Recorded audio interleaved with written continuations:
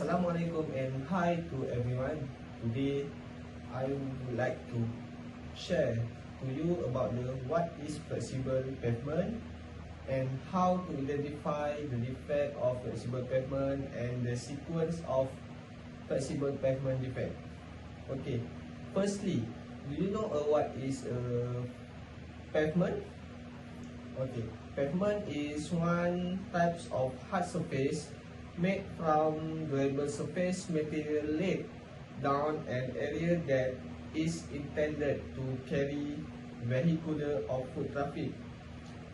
Its main function is to distribute the applied vehicle loads to the subgrade through different layers. The road pavement should provide sufficient skid resistance, proper riding, quality, favorable and reflective characteristic and low noise pollution.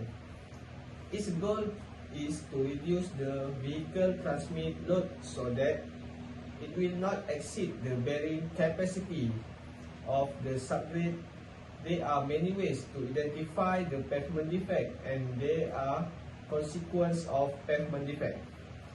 Firstly, I want to introduce to you about the flexible pavement. Have you ever heard of flexible pavement and their defects? Well, I'm here to share with you about it. Are you excited to know more?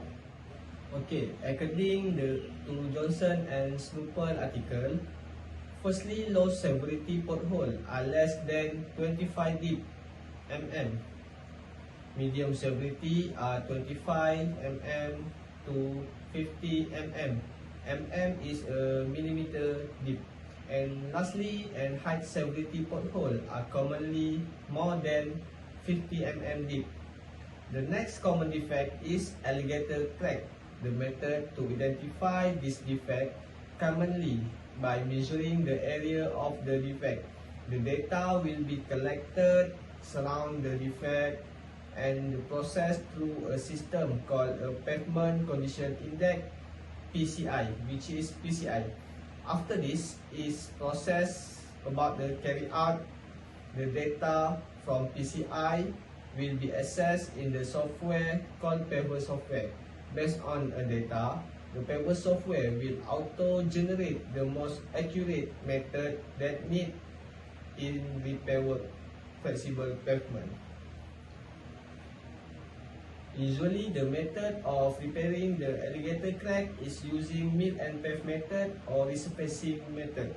You can see I share the image of the resurfacing method and mill and pave method, especially in Malaysia, can during a submission to resolve the crack.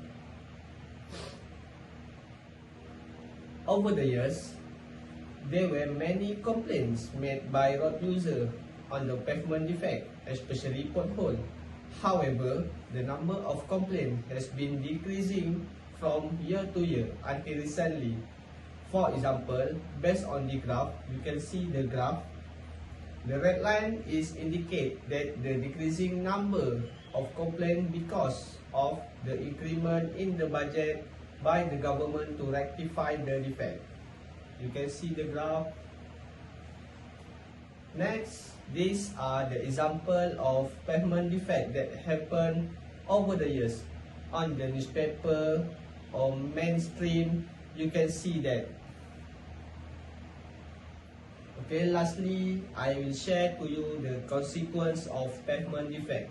Next, I want to share with you the consequence of pavement defect, the consequence that can occur because of the pavement defect are accidents, deaths and injury. Injury include a minor and major injury. Based on the report from the Public Work Department, as you can see from the graph shown, this is a graph.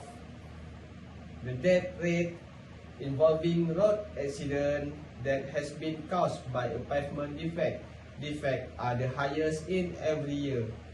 Even though the death rate were decreasing from year to year, but it still recorded the highest number caused by the pavement defect. like especially a pothole. These are some of the example of accident caused by the pavement defect involving road user. You can see the accident because of the pavement defect. Lastly, about the conclusion, the accident rate that could happen because of pavement defect could be reduced if road user and local authority especially can work together to make sure the pavement in a good condition. For example, road users should file complaint using the right sources and the authority should not take this matter lightly. There should be proper action taken as soon as possible.